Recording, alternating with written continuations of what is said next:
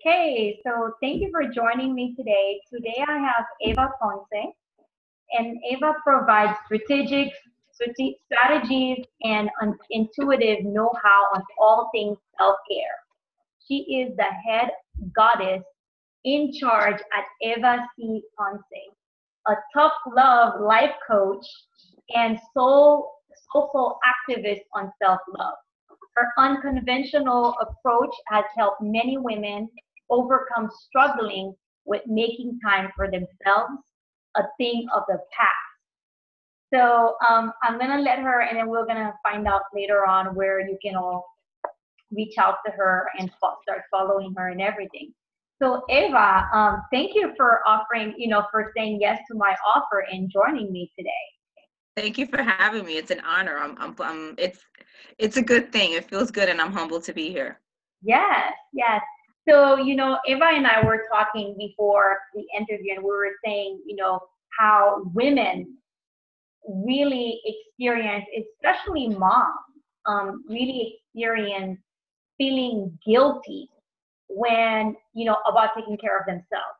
And, just to say that I wanted to share, I mean, I know she works with, a lot of mothers, although, she does work with other people. Our conversation made me think about once I was going through something and I had signed up for a retreat. It was one of those, at the time, I mean, I was born and raised Catholic. I believe in God. I just don't really go to church anymore.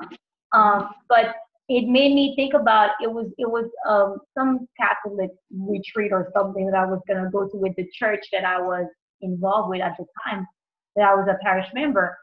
I was gonna go to the retreat. So I was like, it was a weekend for myself. Mm-hmm. And a friend of mine lost his mom. And the funeral was gonna be the weekend that I'm in my retreat. And my sister and other people were making me feel bad about the fact that I was like, well, I need to go to my retreat. Mm-hmm. And although I did go, I think there's a part of me that felt kind of bad about it. But I also saw how, in some way, I knew that I needed to take care of me. So it made me think about that. So I'm going to hand it over to you. But I wanted to share that because as we were like, I think that conversation brought up because I haven't spoken. I'm talking like something that's probably like 10 years ago. But you know what? This is a topic of conversation that comes up everywhere, whether it's women that I'm coaching or friends and family members that are having just, regular conversation. Especially women, we carry guilt with us like a shield of armor, and it comes in many layers. And perfect example, like you said, like you knew that this retreat is what you needed to do.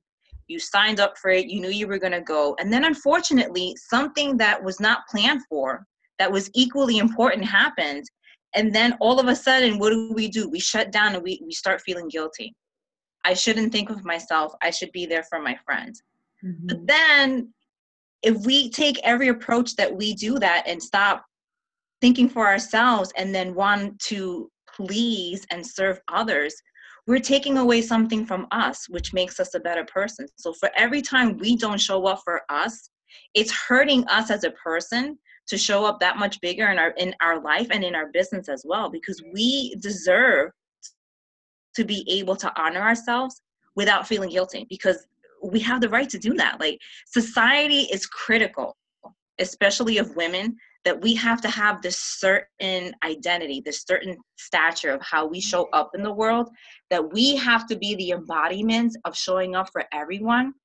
And then if there's anything left over at the end of the day with your energy, then you can treat yourself to a little something. That is so backwards. So backwards. Yeah, no, definitely. So do you want to share with us a little bit about your own experience? Like, was there a time in your life where you were not, that you've experienced, like you were experiencing that guilt? For me, a perfect example is how I got here to coaching in my business. Mm-hmm. I worked for corporate America for over 25 plus years. And in my recent job before I left, we had just moved into our house. I was commuting an hour each way to my job. I worked at the time 8 to 10 hours a day. I had an hour commute. So that's 12 hours out of the day that I was already out of my home. On top of that, I was building this coaching business on the side. I'm a mom. I have kids. I'm married. I have a husband. I have a mom, so I'm a daughter. I am everything to everyone else. And at this particular moment in my life, I was going on hustle mode 24/7. I was resisting to stop because I figured I was on a mission. And then I had the guilt around, well, I can't stop what I'm doing because I need to do this. And then the other layer of guilt was, but if you're doing this, you're taking time away from your family, you're taking time away from your son. But then the other layer of guilt was, well, I need to do this because I thought in my mind that I was making the sacrifices for the benefit of my family.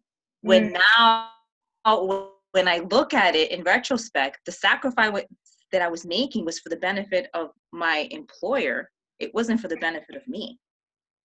Yeah.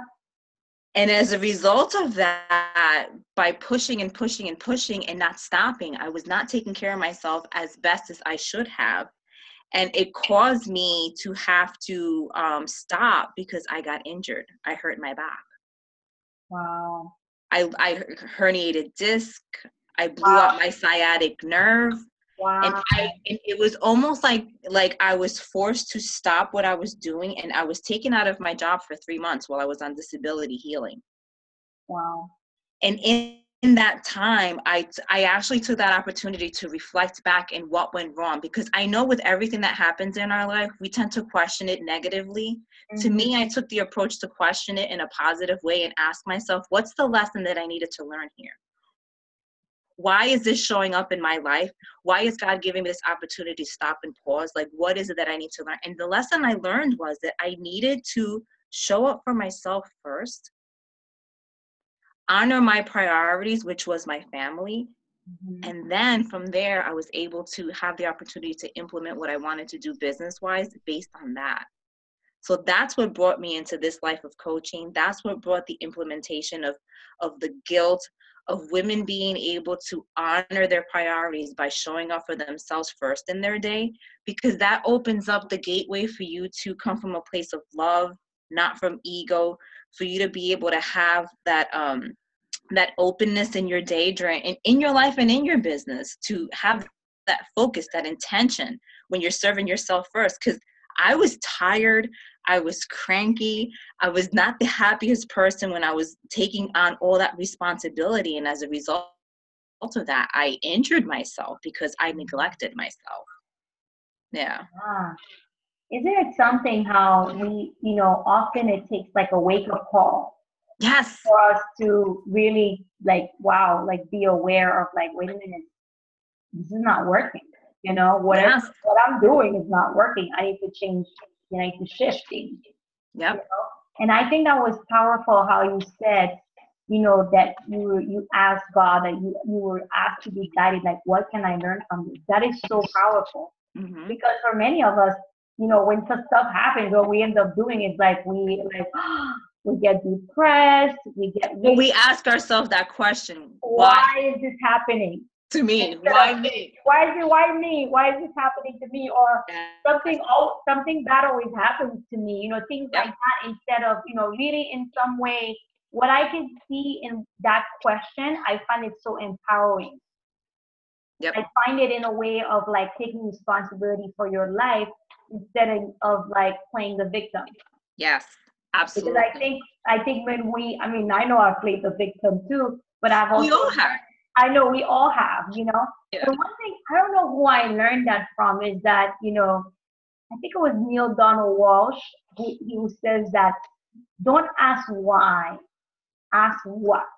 Exactly. The why keeps you in this place of why, where what is very empowering. It's about, it's about moving forward, Yes. And in asking what, you're learning the lesson.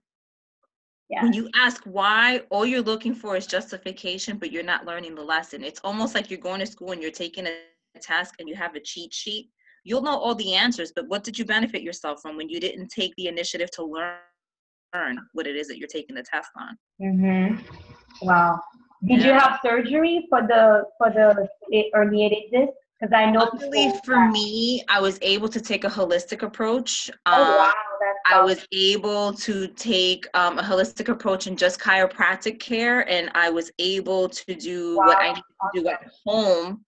home. But it took a long time, and it took beyond the 3 months for me to actually get to a place where I was at least 85% of where I was once. And Mm-hmm. I'm maybe now anywhere from 90 to 95%. I'm not wholly, like, I'm not 100% where I used to be, because I have limitations. I have restrictions, but I know how to work around them. And now I've learned to come from that space of honoring me first, Yes, and showing up for me first, because now I am that better mother. Now I yes. am that awesome wife. Now I am that outstanding daughter to my mom, because before I was not showing up for my family. And if I was, my attention wasn't fully on them. I was in the room, but I wasn't present for my family, which is a big difference. We make this big conception that if we're home and you're in the same room with your family, but I'm with my family. You're physically there, but mentally, we are on our devices, we are on our laptops. And it was to the point that, I mean, I was on my laptop so much when I came home from my job and after I fed everybody, that you would have thought that the PC symbol was tattooed on my forehead. Mm-hmm. You know what I'm saying? Like, my family barely saw enough of me to appreciate me. And it took a place for me to humble myself, to accept the fact that I did make that mistake. And I went to my family and I apologized, because they took it in stride and never complained about it. They took it in stride. And how can I say, they supported me, because they knew that I was doing this for the benefit of being able to have a coaching business that meant something to me. But I sacrificed it in the wrong ways. And now I see that. Yeah, no, I get that. And I like how, and that's one thing I wanted to emphasize on what you said, because I think that sometimes people think that, oh, if I take time to take care of me, I'm being selfish, and I think that it's kind of like what you're saying. Is what I'm hearing you say is that by taking better care of you, by making yourself a priority, you're actually a better partner, Yes. your husband, you're a better Yes. mom, you're a better daughter, you're a better friend, you're a Yes. better coach. Yes. And I think, if you want to talk a little bit about that, because I think that sometimes people, I mean, I'm sure you've heard it, that Yeah. And people my are being selfish. absolutely. And you know what? I'm here to make a movement to flip that on its head and say that you have to be selfish, that I empower you to be selfish, for the simple reason that in the start of your day, if you go to the creek and fill up a pail of water, right? And you go to the town and you serve everyone with that pail of water, and you're handing out your cups of water, your cups of water, your cups of water. And then you realize that at that moment, your pail is empty and you're still thirsty. But that's it. You get no more water today because you only had that one pail of water for the day. Mm-hmm. So then how is that going to allow you to be effective? Yeah. You're tired because you served everyone the entire day. Mm-hmm. You didn't replenish your energy. Yeah. You didn't feed yourself. You didn't allow yourself to have that first cup of water, so that you would have had the vitality and the energy to serve better to your community. Yeah. So I take that in stride when I coach my women, and I tell them, you have to be selfish in order for you to be that better person. You have to take those random acts of self-care, and however you decide to show up for you in your day. For some people, it's first thing in the morning. For others, it's in the middle of their day. For some that are mommies, it's the end of their day when their children are asleep, the house is clean, the meals are cooked, and maybe they get like that 1 hour to themselves to do whatever they want to do, or to spend that quality time with their significant other. Mm-hmm. However you choose to satisfy yourself from the inside out, I implore you to do that, because it's so vitally necessary for you to come from that place of knowing that you've satisfied yourself, you've taken care of yourself, because then at the end of the day, there's nothing left for you to resent. Mm-hmm. Yeah, I get that, definitely. You So know? for you, when that light bulb came on and you knew, okay, I needed to change, what did you do in terms of, like, were there any resources that you went and started seeking, or did you go and work with someone? Like, what did you do in order for you to start with that full self-care journey for yourself? I basically took the responsibility for myself, and I said, I need to turn this around, not only for the betterment of myself, but for the betterment of my family. And I had a good heart-to-heart conversation with my husband, and I said, this is where I need to ask myself, did I want that to continue to be my normal? And I knew the answer was no, because I wasn't getting any satisfaction from that. Yeah. If anything, it was the opposite. So I had the conversation with my husband, and he says, listen, if that's not what you want to do, I support you in what you want to do. So we made the decision, and I did not go back to my corporate job. I didn't have anything else in place, but we were, thank God, in a financial position that we were able to like overcome the fact that I wasn't bringing in income, but I was also, how can I say, I was also rich in the fact that now I knew I had time to pour back into me. Now I knew I had the time to actually fully 100% allow myself the opportunity to recover from my injury without feeling like I needed to hurry up and recover because I had to go back to work. Go back to work. Yeah. You know what I'm saying? And I realized that in that moment that the sacrifices I was making, I thought I was fulfilling my dream of starting my coaching company. But what I was doing was fulfilling the dream of my employer. I was giving him all my energy. I was giving him all my aspirations because I was showing up as, and I take pride in knowing that I had a good reputation because I was a really great employee. So I never lacked at work.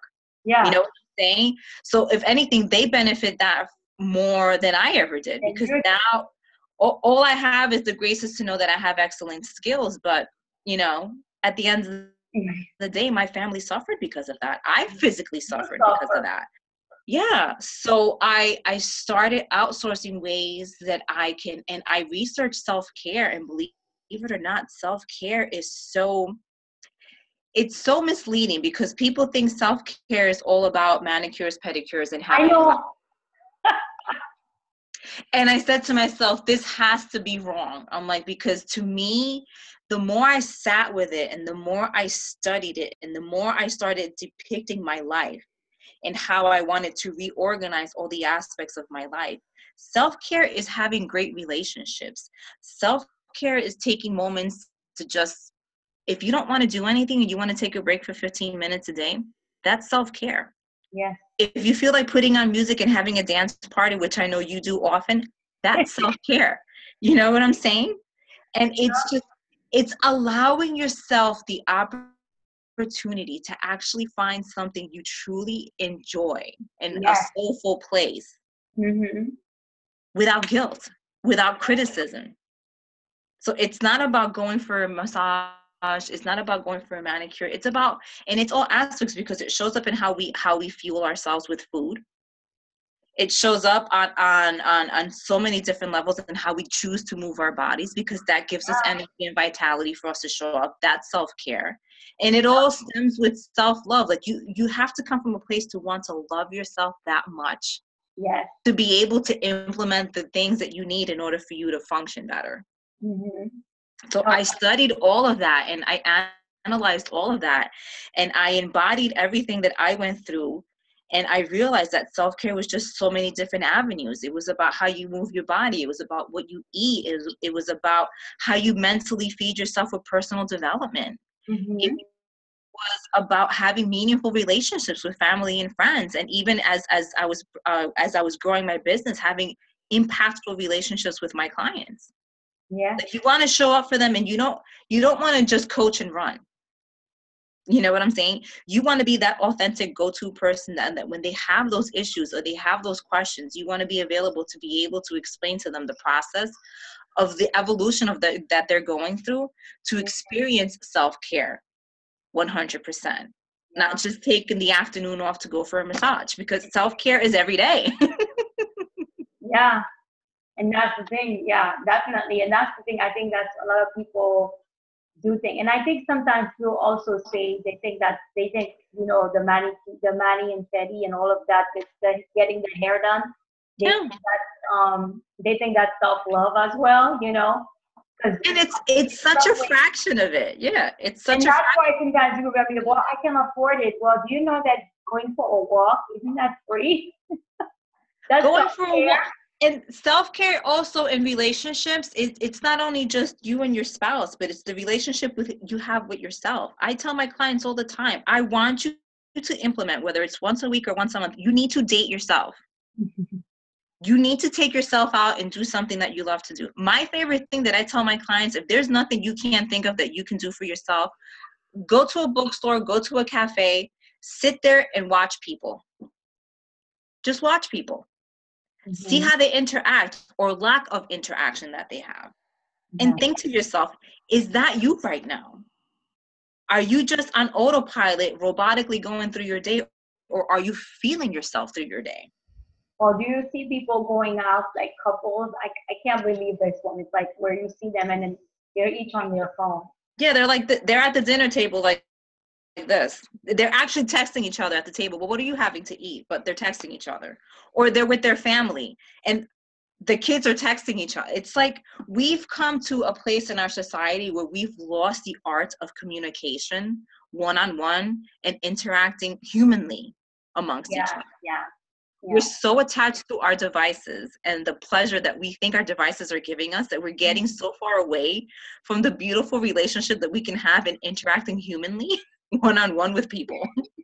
Have you ever seen that meme? I've seen it on Facebook, something about your cell phone has replaced, I forgot what, it replaced your camera, it replaced like, all of these things that is replaced, and it says, be careful so it doesn't replace your family, something along that line. Yeah. Which is very true because, you know, now it's like, it's true. Like my calendar, I have it on my phone. I mean, I do use my laptop too. I mean, but still, I have the calendar there, the alarm, my alarm. Like actually, one of my things is that I've been saying, you know what?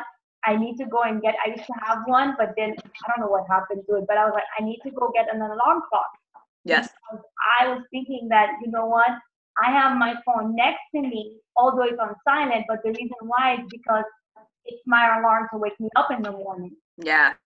And it's like, well, why, you know, some people talk about, you know, because I was like, I can't put it in the front, you know, in the living room because it's my alarm. And it's like, you realize like how our phones have become so much of, and now the fact that, I mean, I don't know about you, most people don't have a landline. No, we don't. We don't. So, I know. So we have our cell phones. Yeah, your cell phone. So in some way too, you know, sometimes I even think about it, although it's on silent, but if I wake up in the middle of the night or something, I can check it if there's an, you know, I could see if there's an emergency, but then. And that's it's like, but then you the thing. That's, we've fallen prey to it. Yes, we're too attached to it. Yeah. So I'm curious for you, do you have a specific routine when it comes to your self-care? For me personally, I like to get up early in the morning before the rest of my family, and even if it's for 5 or 10 minutes a day, I like to meditate. And for me, meditation comes in different variations. I do listen to guided meditations when the time permits, but for the most part, I start my day in bed, and I give myself at least 5 minutes where I sit there and I acknowledge I'm awake. I thank God for the opportunity to see another day. I mentally start setting my intentions and how I want to go about my day and how I want to show up in my day. And then I get my day started and I get my family ready. My husband goes to work. I get my son on the bus for school. And then that's my time I take at least an hour in the morning to exercise. I'll journal. I'll listen to personal development like a podcast. I like to nourish myself first thing in the morning to know that I'm setting myself up for success and not for failure. Yeah. So obviously moving your body gets you in that circular, how can I say, where your cellular level is energized and your endorphins are kicking in, so you're happy. Yes. So then I take that happiness and I journal whatever it is whatever thoughts are coming to my mind. If there's anything that I just need to get off like my chest or out of my head, I journal whatever thoughts I have. And then I like to feed my mind with good personal development, a podcast. I'll listen to a great book. And then that's when I'll have my breakfast and then I get started with my day. But at least now, and then by the time 2:30, 3 o'clock comes along, my little guy's coming home from school. Yeah. And then usually by then, I tend to end my day at that point because I love giving my son 150% of my time. That's good. He comes home, I stop what I'm doing, my focus is on him. He tells me about his day, we have a snack together. Once he's getting ready to start his homework, then that's when I'll go back on my computer. I might send an email or two, wrap up my day, and then I'm done. And then I start dinner. My son will help me in the kitchen. My husband's on his way home. We sit down as a family and we have dinner and we conversate. The cell phones are away, the TV is off. It's just full-blown conversation. We talk about each other's day. And then after that, wash dishes. Everyone goes in their own direction. My son might go upstairs and play video games. My husband likes to watch the news. And then that's when I take the opportunity for me. And if there's something that I want to learn, I'll get on my computer and watch a YouTube video, or that's the time that I decompress and I watch TV with my husband and spend quality time with him. And then that's it. I wrap up and I end my day. Again, I do another little silent meditation in bed before I go to sleep. I thank God for all my blessings. And I find at least 5 or 6 things that I'm grateful for that happened for me that day. And then that sets the intention for the next day for me to wake up with ease and with grace and not be stressed out. That's awesome. So if you notice, if you allow yourself whatever time of the day is available for you, even if it's 5 minutes in the morning, 10 minutes in the middle of your day, 10 minutes at the end of your day, find the time to just, how can I say, just detach and unplug. You don't even have to think about anything. You can just sit there in complete total silence, having a cup of coffee or your favorite tea, and you don't even have to think. You can just literally just sit there and enjoy the silence or whatever it is that you're doing, or just focus, like we and I were talking before, the inhalation, the exhalation of your breath. Just that simple act of focusing on your breath will calm you down and get you in a state where you're not in overwhelm, because we come from a place of stress and overwhelm everywhere. It's everywhere in our lives. And if we allow that to consume us, it puts us in a place of illness, and we tend to function from dis-ease versus coming from a place of ease. Definitely. Definitely. Well, that is very true. So I'm curious for you, when you started on that path, were there anything that you struggle with in the beginning, or some, because it's like, I'm just curious, and also maybe there's somebody here who's in that same journey and they're struggling and they want to hear, okay, oh, maybe I'm not alone. I'm not, or something. I'm curious, were there anything that... The struggle, honestly, with me was giving myself the permission to allow, to give myself the permission to not feel guilty that I needed to take time for myself, to not feel guilty that I handled it with a lot of grace and prayer. And I came to the point that I said, God, this has to work for me, because I know in my heart that this is the only way that I know I can function. Because I did it the other way before and it didn't work for me. Yeah. And I noticed that when I do show up for myself first in my day, and when I allow myself those moments where I detach from work, I detach from family and friends, from technology, and I feed myself whatever it is that I feel I need for that day, I feel more, I feel more satisfied in knowing that way I can show up for dinner and I'm in a great mood, versus being tired, cranky, and irritable where I was before. Yes. Like you notice, you'll start to notice the dynamics of everything in your day starts to change. And instead of it feeling resistant and hard, it starts to become easy. Yes. Yeah, it becomes like you're a new normal. Yes, exactly. And like we were talking about it before, your day tends to flow so much better. And don't get me wrong, we have our moments, because we all have situations where you can't plan for your day to be perfect every day. Yeah. I mean, I had a situation a couple of weeks ago. I'm in the middle of my day, I'm working, I get the phone call, my son is sick at school. But you know what? Thank God I had the opportunity and the grace to be able to just pick myself up, go pick him up from school, get him a doctor appointment, get him his medication, bring him home, be able to tend to him, make sure that he was okay, put him down for, for a nap for him because he was tired, he had fever, he had, double ear infections. But I allowed myself to be okay with the fact that even though I didn't get to do what I needed to do that day, I was grateful that I was there to be there for my son. And you didn't have to ask anyone permission, right? No, exactly. What I love, isn't that something? And that was one thing that I struggled with when I was in corporate America, that your employer, and this is another thing that is just so horrible for me as a person to digest, that your employer used to make you feel less than or horrible because you had to leave to go tend to your son. Like, how dare you leave to take care of your kid when you have a responsibility here at your job? And I'm like, because I'm human. And I used to tell my employer, I am a mother first, then I am an employee for you. So my family will always come first. I will never and I'd stay true to that when it came to that aspect. But when I noticed my behavior started taking over the opposite, and I was doing more that way, where I was taken away from my family, that's how I knew I lost myself in the system. Mm-hmm. That's how I knew I wasn't honoring myself. Yeah. And also the thing is that it's like we were talking the other day, is that, this journey, the entrepreneurial journey, it's full of ups and downs. And yes. But it's in these moments also that even if things are not exactly where you want them to be that day, that month, in this moment, whatever, that week, you're like, wait a minute.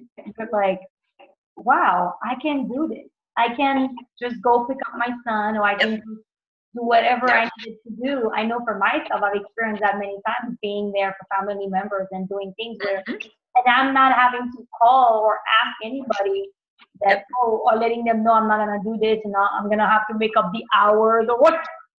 Yeah. And that's the thing that women struggle with. And that's another part of self-care, is setting boundaries and teaching people how to treat you. And when you set those boundaries in your business and in your life, there are going to be a lot of people that are not okay with it. But you know what?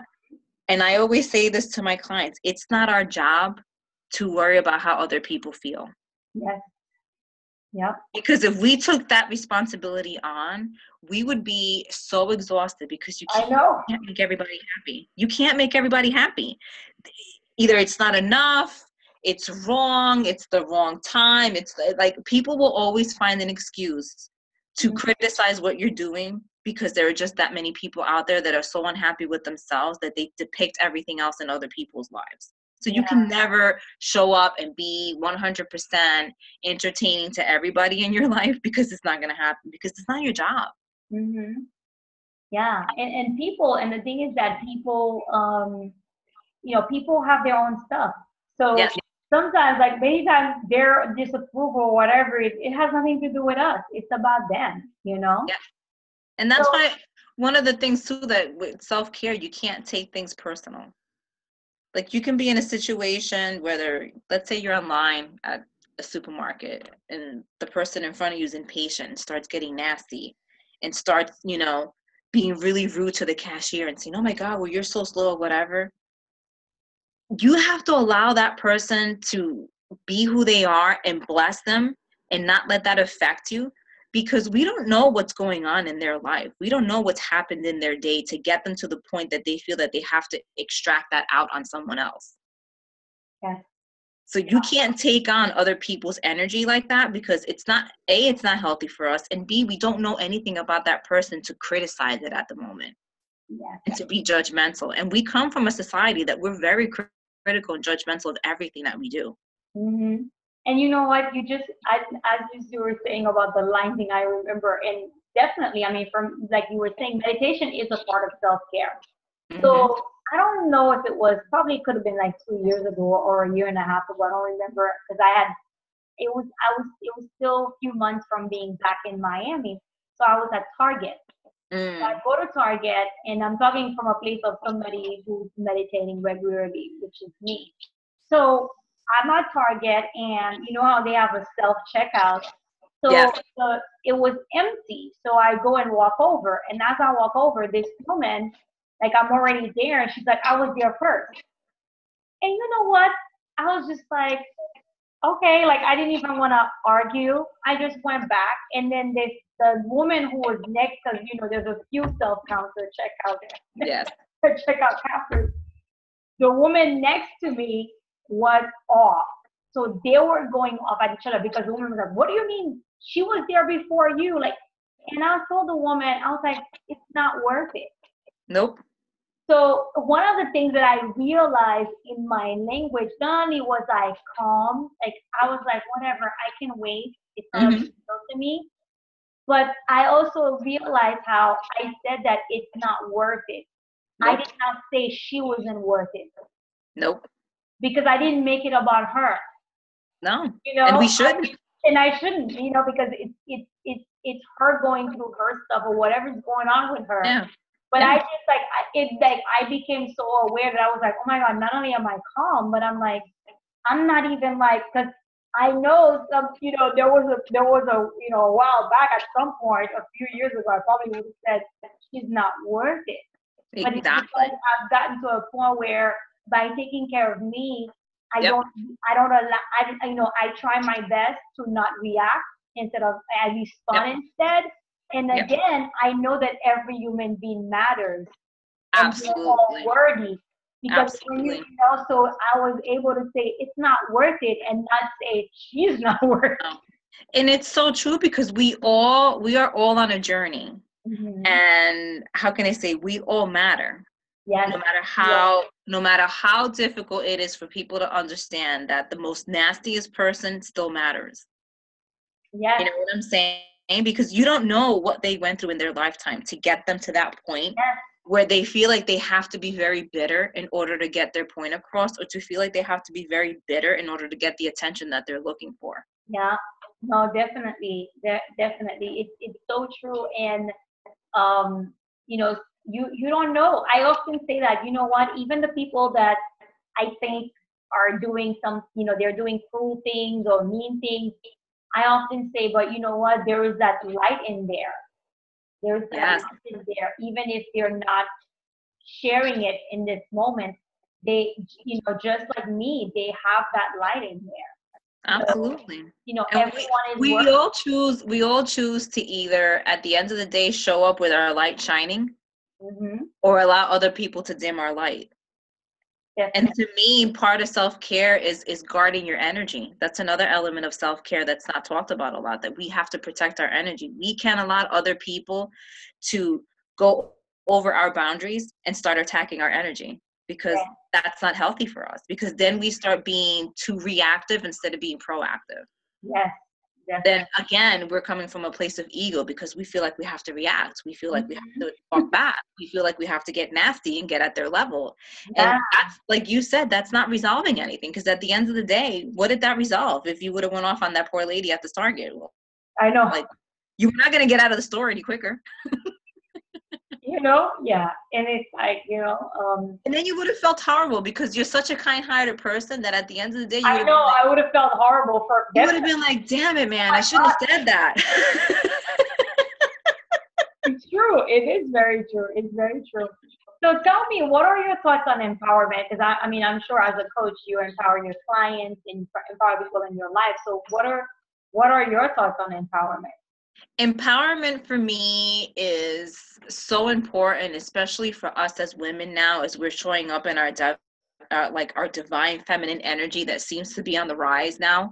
This is, for some reason, we've had such a flip of the switch at the beginning of this year with women's rights and being able to collectively stand up for what we've always had available to us, but we felt like we had to suppress it in a way. And empowerment is really just truly standing up for yourself and exercising our power of no.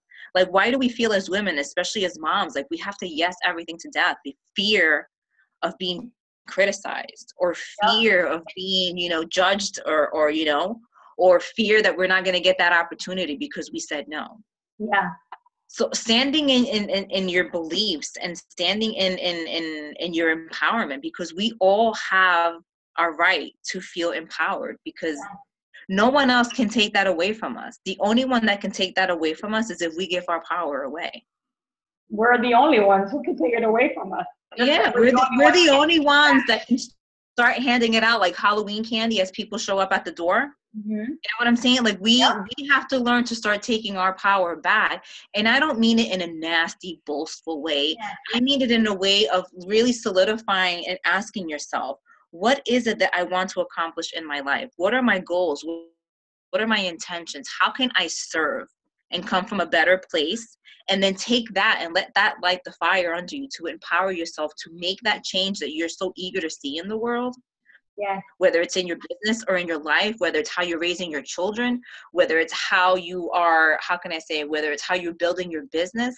But you have to do it in an impactful way that you're empowering not only yourself, but you're setting that example for a fellow woman or a fellow child to see that possibilities are available to us because we chose to empower ourselves.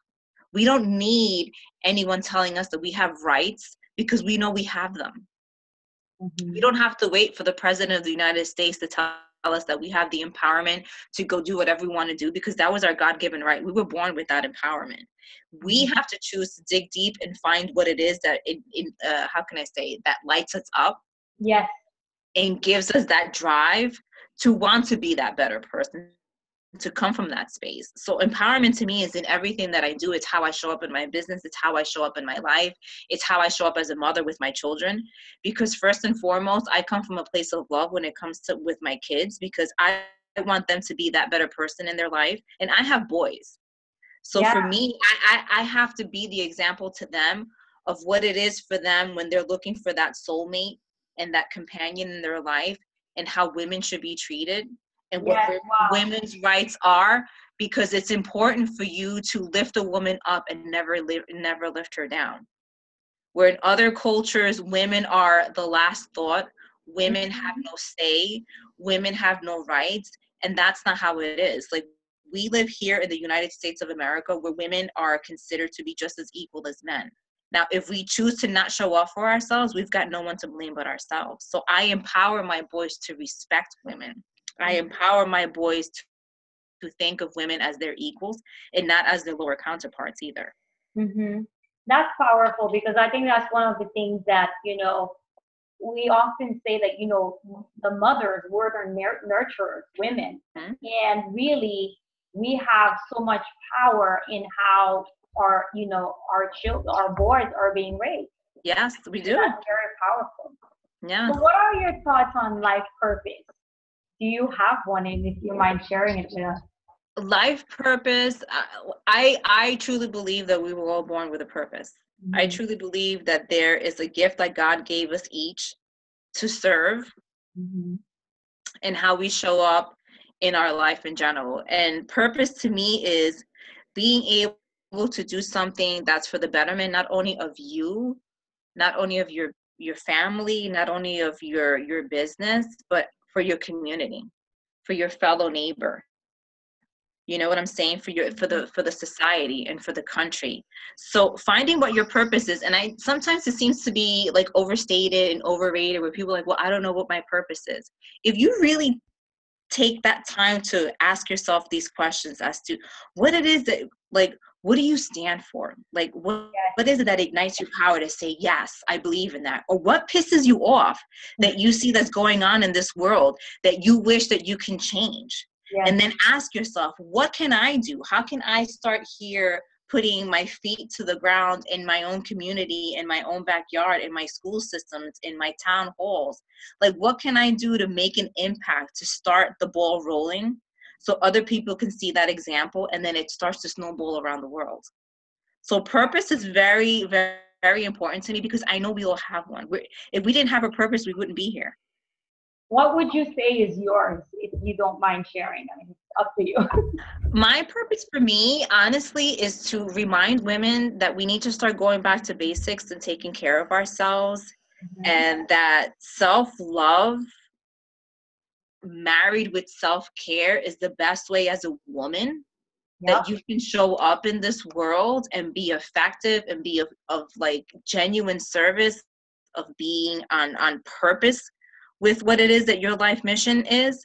And to know that being selfish is not a luxury.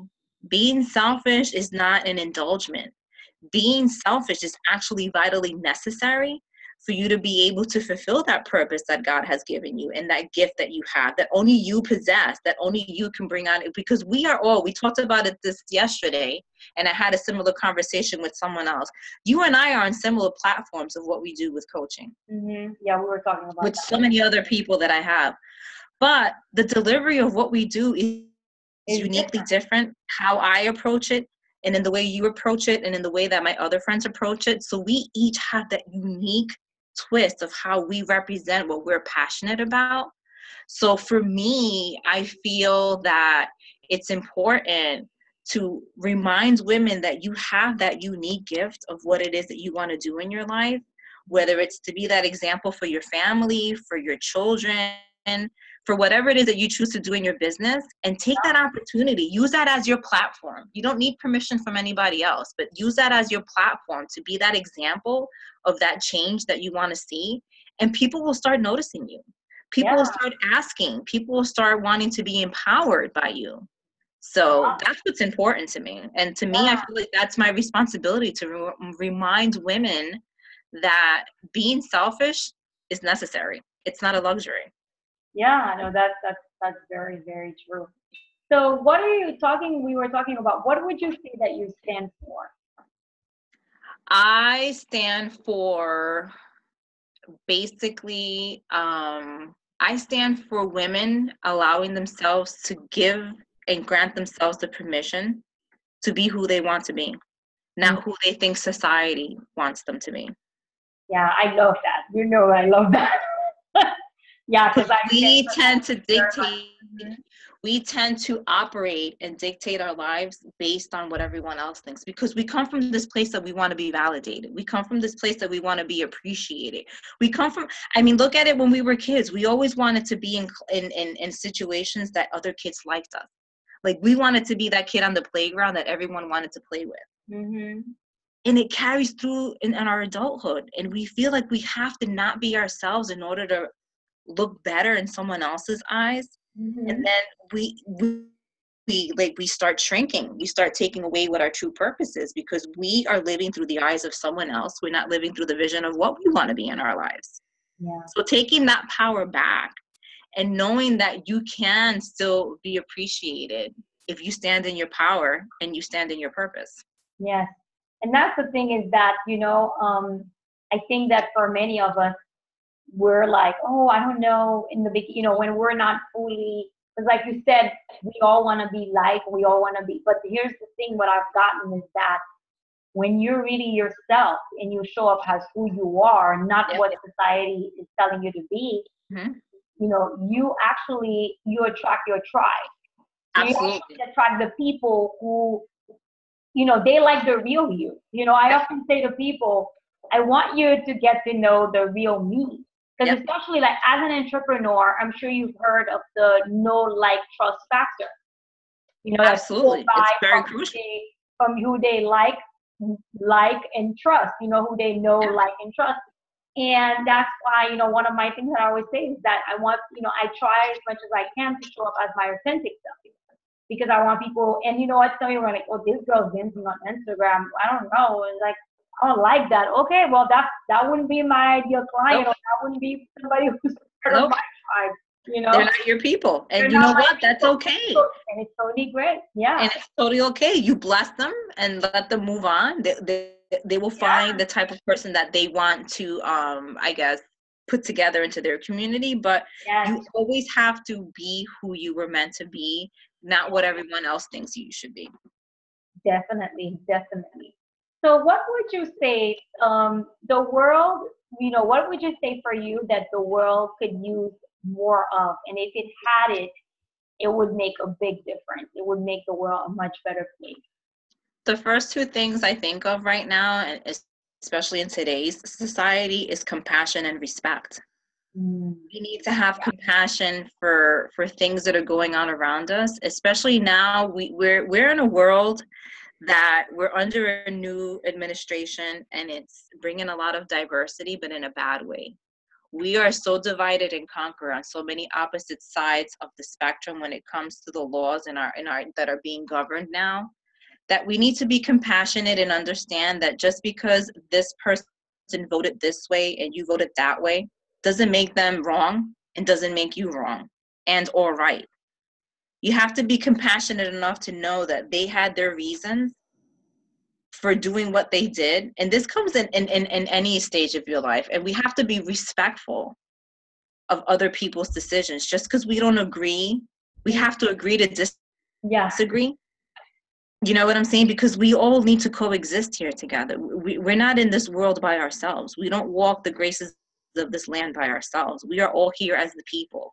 So if we cannot get together in a situation where we are compassionate and respectful amongst each other, it's going to be a world that's going to be so divided that where are we going to see ourselves in 4, 8, 10, 20 years from now if we continue this pattern of constant disrespect, of not being compassionate for a civilized human being. Yeah. Despite whatever deficiencies people may have, they are still a human being. Yeah. And we need to come from a place of compassion and respect, because without having compassion and respect, how are we all going to get along? Yeah, no, definitely, because it's very true. And yep, I mean, we do need it. We definitely, and it would make a big difference because, I think not enough compassion and respect and tolerance. That's definitely like, you don't think like me. Yeah. My view, you're wrong. I'm right. I don't want to talk to you.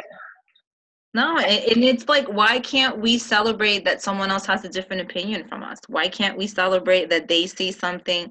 And I'm always curious, because I'm always the first one, and people look at me and they're like, are you always like this? Like when we were going through the whole situation, whether it was the presidential election or whatever it is, whenever I came across somebody that had a different opinion from me, I would always want to know why. So I was always curious to ask, well, why do you feel that way? Mm-hmm. Or why is that situation? Why do you see it this way? And I would really lean in, because a lot of times it made sense, because we are so like right-brained or left-brained that we are not seeing everything for what it really, life is not all black and white, and it's not gray. It's like the 64 Crayola box of crayons. It comes in many colors. You know what I'm saying? But we choose to just see it with one dimension and not open up ourselves to know that there's so many different ways that we can view things. Like the color blue. How many variations of blue are there? I know, right? Many. The color white. Like, go to your local hardware store, go to your Lowe's, go to your Home Depot, and go to the paint department and tell me that you will not find 5 to 10 different variations of white. Yes. 10 or 20 different variations of purple. Like, we need to start thinking with a broader mindset that things are more than what we see them as. And that's the beauty of having other people have different opinions, because you should take the opportunity to educate yourself why and maybe learn something, versus sitting in a position where we want to be judgmental and critical. Because you might be like, oh my God, well, you know what? I didn't think of it that way. That's true. Yeah, or you will learn something. You open mind, you know. So I mean, I'm not necessarily saying that it's going to change how you feel, but you will appreciate that there's a different way of looking at it. I mean, that's where compassion and respect come in. Yeah, we can listen to one another and learn from each other, even if you're not going to change my view, you know. So yeah, but I will be able to come from a place of respecting. Yes. That your opinion was just as important as mine, whether I agree with you. Like, you know, like when you go to the buffet or when you go to get ice cream, you like Rocky Road, I like mint chocolate chip. Am I not going to talk to you because you like Rocky Road? Yeah. No, I hear you, definitely. So what would be, because we're going to wrap it up, what would be your final message to the audience, to anybody who's, you know, the people who are watching us, who regarding starting the self, you know, who are feeling guilty about taking care of themselves, and who are like, but they know that, okay, in this moment, I can't keep going like this, and I want to begin on that self-care journey, but struggling with the guilt. To me, I think the first place you have to start with is awareness. You have to know that what you're doing is not working for you anymore. And I always say things in life should come easy. They shouldn't be difficult. So if you find yourself in that tug and pull of things being constantly difficult, that means somewhere along the line, something's not working well. you know. And when it comes to guilt, again, it comes in so many different layers that when you start seeing resistance of certain things, when it comes to guilt, you have to really ask yourself, is it worth it for me to allow this to be resistant in my life? And then really analyze that if you take the guilt away from it, how much more different is it going to make it for you? And you're going to realize that things start getting easier when you start letting things go, because we have to understand that we can't control everything that goes on around us. We can only control what goes on within us. So if we focus on ourselves first and tune into ourselves first, and then ask ourselves, what do I need right now in order for me to be able to function better today? What do I need to take out of my day or out of my schedule or out of my life? Because sometimes it could be relationships that are toxic and we're choosing to stay in them because we think that's the right thing to do. Yeah. But if you realize that when you take that off your plate, you're like, oh my God, I feel so much better. Like you can breathe again. Like you felt like you lost 20 pounds. Like, you know what I'm saying? Like you immediately start seeing the differences when you start shaving those layers down of guilt and actually start showing up in a more authentic place. Because guilt also is when we are not honoring ourselves because we're too busy trying to please everyone else. And it starts with people pleasing. Like you need to ask yourself, is this pleasing that person or is it pleasing me? And if it's pleasing you, then that's okay. Maybe there's something else in the circumstance that needs to change. But if you notice you're reacting out of someone else's pleasure, then that's when you have to ask yourself, what do I need to do to change that? Mm-hmm. No. And you'll start realizing that a lot of those triggers that are surrounded by guilt will start feeling better when you start eliminating those things that are triggering you. Yeah, definitely. So thank you for that. You're So welcome. really, really great. So I want you to tell people where can they find you? You know, give them your website, social media, where you're at on Facebook, Instagram. So let them know where they can find you and let them know if you have any special offers opt-in on your show.